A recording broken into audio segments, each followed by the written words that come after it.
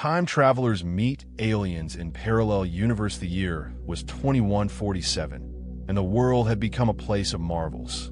Cities floated above the clouds, their glass towers reflecting the sunlight like giant diamonds. Cars zipped through the air without a sound, and robots worked alongside humans in perfect harmony. But the greatest achievement of all was hidden deep beneath the Rocky Mountains, in a secret lab known only to a handful of people. This was the home of Project Kronos, humanity's first attempt to conquer time itself. Dr. Emily Carter stood in the center of the lab, her fiery red hair tied back in a loose ponytail.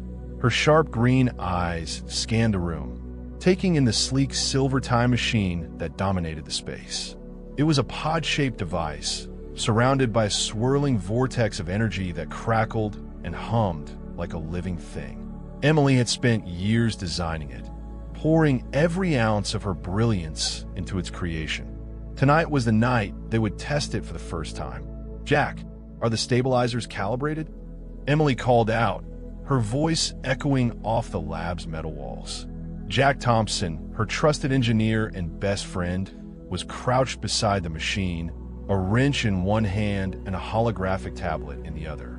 He was a tall, broad-shouldered man with messy brown hair and a perpetual 5 o'clock shadow.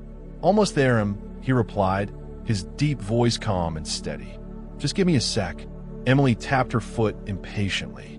"We don't have a sec, Jack. The energy levels are spiking. If we don't launch soon, the whole thing could blow." Jack smirked, his blue eyes twinkling with mischief. "Relax, document. When have I ever let you down?" Emily rolled her eyes, but couldn't help smiling. Jack had a way of diffusing tension, even in the most stressful situations. He was the only one who could keep up with her relentless pace, and she trusted him more than anyone. Finally, Jack stood up and wiped his hands on his grease-stained overalls. "All right, stabilizers are good to go.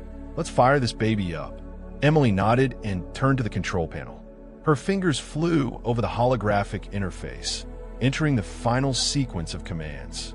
The machine's hum grew louder, and the energy vortex began to spin faster, casting eerie shadows across the room. "Here we go," Emily whispered, her heart pounding with excitement. "Initiate launch sequence in 3, 2, 1. She pressed the button, and for a moment, everything seemed to go according to plan.